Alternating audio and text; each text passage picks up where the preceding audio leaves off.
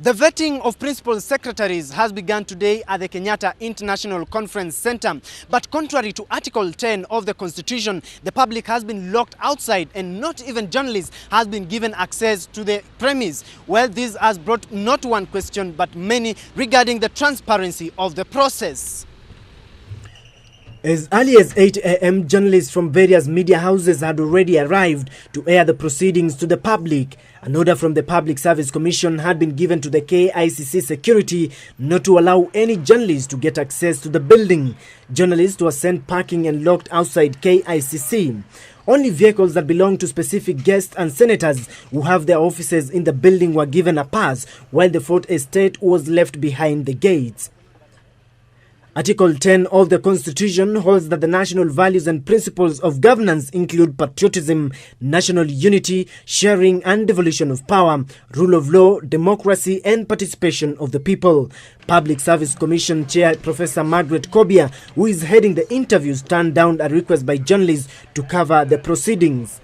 When you are interviewing for the position of principal secretaries, we would not want them interfered. Some of the applicants attract different levels of publicity, and therefore we have decided to make it quiet and professional so that we can be able to identify the best candidates without a lot of interference. This is where they have gone in the opposite direction, and we're saying be guided by those, be guided by a new mindset and a mind shift, and if they don't understand that, then we wonder, why did we fight for this constitution for so long if the public service is going to undertake its business the same old ways? Business as usual. What we're saying is it should be business unusual. Public participation is a new concept with this new constitution. So I would urge them to reread Article 10. The vetting process is being undertaken by 9 members of the Public Service Commission. Mugambi Kiai, a manager of the Open Society for East Africa, says the PSC is undermining a fundamental role that should be played by the Kenyan public.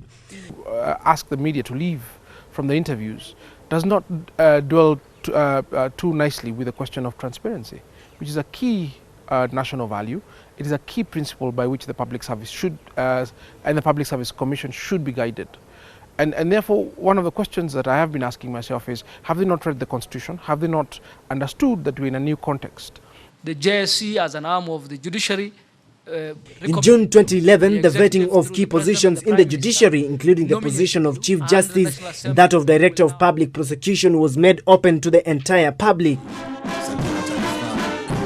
In November the following year, the public was also involved in the vetting of the Inspector General of Police. The vetting of principal secretaries is underway without the involvement of the public to oversee the process.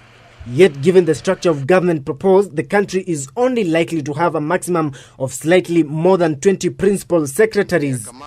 The PSC chair, however, assured the public of a transparent exercise that will see the country get the most qualified minds for the job, as well as pay attention to gender and regional balancing, never mind the fact that it is shrouded in secrecy. The PSC chair was quick to dismiss the return of journalists tomorrow. The vetting process continues tomorrow for the next 11 days. The Public Service Commission's chair says by May 10, they will have shortlisted the best 66 candidates out of the 155, where they will forward the 66 to the President for approval. Stephen Leto for JSO at 7.